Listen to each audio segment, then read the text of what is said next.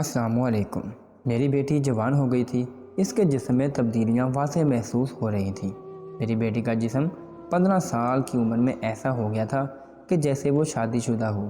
میں یہ سوچتی تھی کہ میری بیٹی صحت مند ہے، اچھا کھاتی ہے، اچھا پیتی ہے۔ شاید یہی وجہ ہے کہ اس کا جسم بہت بھاری وجود کا مالک ہے۔ لیکن ایک رات جو منظر میری آنکھوں نے دیکھا، میری روح کانپ گئی۔ جب مجھے اپنی بیٹی کے کمرے سے عجیب طرح کی آواز میں آ رہی تھی، جیسے اس کے ساتھ کمرے میں کوئی دوسرا بھی موجود ہو۔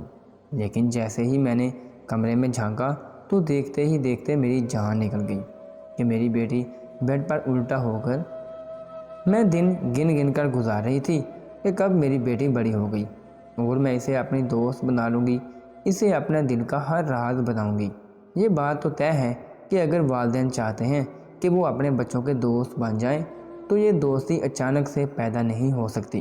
بچپن سے ہی اپنے بچوں کو دوست بنانا پڑتا ہے، تب کہیں جا کر بڑے ہوتے ہوتے یہ رشتہ مزید مضبوط ہو جاتا ہے۔ میں نے شروع سے ہی اپنی بیٹی کے بہت لاڈ اٹھائے تھے، اسے بہت پیار دیا تھا، مان دیا تھا۔ بھی ایسا ہوا ہی نہیں تھا کبھی کہ اس نے اپنے منہ سے کچھ مانگا ہو اور میں نے اسے خرید کر نہ دیا ہو۔ میرا شوہر نوید یہ سب دیکھ کر بہت خوش ہوتا۔ وہ کہنے لگا کہ شکر ہے کہ تم میری بچی کی تربیت بالکل ویسے ہی کر رہی ہو جیسی میں چاہتا تھا۔ ہمیشہ سے میری یہی خواہش تھی کہ میری بیوی میرے بچوں کا خیال رکھے، ان سے پیار کرے اور سب سے بڑھ کر احترام کرے۔ اکثر والدین ایسے ہوتے ہیں جو اپنے بچوں کی تربیت میں احترام کا عنصر بھول جاتے ہیں۔ احترام صرف بڑوں کا ہی نہیں ہوتا، بچوں کا بھی ہوتا ہے۔ میں اپنے شوہر کی باتیں سنتی تو مزید خوش ہو جایا کرتی تھی۔ میری فروا سے چھوٹے 2 بیٹے تھے، میں ان کا بھی بہت خیال رکھتی تھی، مگر سب سے زیادہ لگاؤ مجھے فروا کے ساتھ ہی تھا۔ وہ بہت خوبصورت تھی، ہمارے لاڈ اور توجہ نے اسے کانفیڈنٹ بنا دیا تھا۔ وہ جہاں بھی جاتی محفل کی جان بن جایا کرتی تھی، لوگ اسے مڑ مڑ کر دیکھا کرتے تھے۔ فروا کی یہی عادت تھی کہ اس نے ہمیشہ سے مجھے اپنے دن کی روٹین بتائی تھی۔ وہ مجھے چھوٹی سے چھوٹی اور بڑی سے بڑی بات اتنی آسانی سے کہہ جایا کرتی تھی جیسے انسان اپنے دوست سے کوئی بات کرتا ہے۔ اس نے کبھی یہ سوچا ہی نہیں تھا کہ اگر میں نے کوئی بات بتائی تو میری ماں کو برا ہی نہ لگ جائے۔ ہم دونوں ایک دوسرے کا خیال رکھتے تھے اور مان رکھتے تھے، سب کچھ ٹھیک ٹھاک چل رہا تھا۔ آج رات فروا میرے پاس آئی اور کہنے لگی کہ امی، میری دوست کی بڑی بہن کی مہندی ہے، اس نے ہمیں انوائٹ کیا ہے، آپ میرے ساتھ چلیں گی نا؟ پہلے تو میں نے سوچا کہ کوئی بہانہ بنا دوں، مگر پھر یہ خیال آیا کہ جوان بیٹی کو تنہا کیسے بھیجوں گی، اس لیے میں نے کہا ہاں ٹھیک ہے، میں تمہارے ساتھ ضرور چلوں گی۔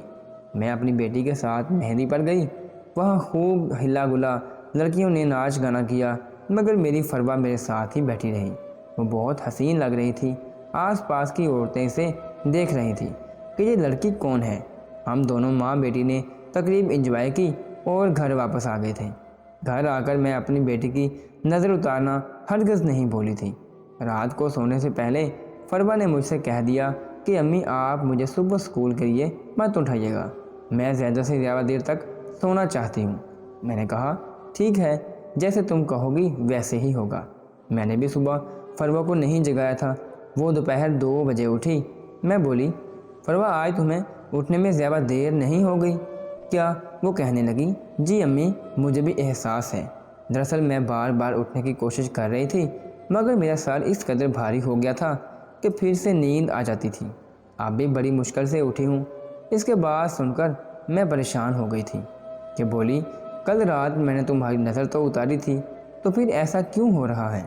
میں نے اپنی تسلی کے لیے ایک بار پھر سے فروا کی نظر اتاری اور دعائیں پڑھ کر اس پر پھونک دی تھیں، جسے فروا تھوڑی دیر کے لیے بہتر ہو گئی تھی۔ شام کے وقت میرا شوہر نوید کام سے لوٹا تو فروا کہنے لگی کہ ابو، آج آپ ہمیں باہر کھانا کھلانے کے لیے لے جائیں۔ میرے شوہر نوید نے فوراً حامی بھر لی اور ہم سب مل کر کھانے کے لیے باہر چلے گئے تھے۔ فروا اپنے چھوٹے بھائیوں کے ساتھ معمول کے مطابق نوک جھونک کرتی رہتی تھی، یعنی سب کچھ ٹھیک تھا، مگر جیسے ہی ہم گھر پہنچے فروا کے سر میں پھر سے درد شروع ہو گیا تھا۔ وہ سر پکڑ کر بیٹھ گئی تھی۔ میں بولی کیا ہوا ہے تمہیں؟ تو کہنے لگی امی، سر بھاری سا ہو رہا ہے، مجھے بڑی فکر ہو رہی تھی کہ میں نے یہ ساری بات اپنے شوہر کو بتائی اور کہا کہ فروا کے سر میں کل رات سے درد ہو رہا ہے، تو میرے شوہر نے کہا کہ یہ بات تمہیں اگنور نہیں کرنی چاہیے تھی، بہتر ہے کہ ہم ابھی اپنی بیٹی کو ڈاکٹر کے پاس لے کر چلیں۔ میں اور نوید فروا کو ڈاکٹر کے پاس لے گئے تھے۔ اس نے چیک اپ کیا تو کہنے لگا، بظاہر تو سب کچھ ٹھیک ہے، مگر ایک بار آپ اپنی بچی کی نظر چیک کروا لیں، کیونکہ جب نظر کم ہو جاتی ہے تو بچوں کے سر میں درد رہتا ہے۔ میں نے فروا کی نظر بھی چیک کروائی تو وہ بھی ٹھیک تھی۔ سر درد کی وجہ سے میں سمجھ نہیں پائی تھی۔ میں نے اسے کہا کہ تم 2 دن اسکول سے چھٹی کر لو، تم بہتر ہو جاؤ گی، گھر میں آرام کرو تو سکون مل جائے گا۔ میں نے فروا کو گھر پر ہی رکھا۔ وہ ان 2 دنوں میں اپنے کمرے میں ہی بند رہی تھی۔ میں جب بھی اس کے پاس جاتی تو وہ مجھے سوئی ہوئی ملتی تھی۔ مجھے یہ سب بہت عجیب لگ رہا تھا، کیونکہ میری بیٹی تو اپنی تھی ہی نہیں، وہ تو بہت بتونی قسم کی تھی۔ جو کچھ بھی اپنے موبائل میں دیکھتی وہ آ کر مجھے بتاتی، کوئی نئی خبر پڑتی تو میرے ساتھ شیئر کرتی، مگر اب تو وہ بس سوتی رہتی تھی۔ میں نے اسے اٹھانا مناسب نہیں سمجھا تھا۔ خیر، جب فروا اٹھی تو میں نے اس سے پوچھا کہ بیٹی، تمہیں اس قدر نیند کیوں آ رہی ہے؟ تو وہ کہنے لگی، مجھے تو خود معلوم نہیں ہے، میں نے بھی چھٹیاں نیند پوری کرنے کے لیے تو نہیں کی تھی نا، میں نے تو آپ کے ساتھ ڈھیروں باتیں کرنی تھی، اپنے بھائیوں کے ساتھ شرارتیں کرنی تھی، نہ جانے مجھے اس قدر نیند کیوں آ رہی ہے۔ فروا کی بات سن کر مجھے دکھ ہوا، یعنی یہ سب کچھ ہو رہا تھا میری بیٹی کے بس میں نہیں تھا۔ پھر میں نے فروا سے کہا، تم اسکول جانا شروع کر دو، کیا پتہ وہاں جا کر تمہیں سکون مل جائے۔ فروا اسکول جانے لگی اور جیسے ہی گھر واپس آتی اپنے کمرے میں ڈھیر سی جاتی۔ میں سے پوچھتی کہ تم مجھے بتاؤ آج اسکول میں کیا پڑھا، اپنی دوستوں کے ساتھ کیا کیا باتیں کی، تو وہ سر پکڑ کر کہتی، امی سر میں بہت درد ہے، جیسے ہی مجھے آرام ملے گا میں آپ کو بتا دوں گی۔ اگر آپ کو ہماری ویڈیو اچھی لگی ہو تو آپ نے اس کو لائک کرنا ہے اور آگے دوستوں کو شیئر بھی کرنا ہے، اور اگر آپ نے ہمارا چینل سبسکرائب نہیں کیا تو آپ نے اس کو سبسکرائب کرنا ہے اور بیل آئیکن کو دبا دینا ہے۔ اللہ حافظ۔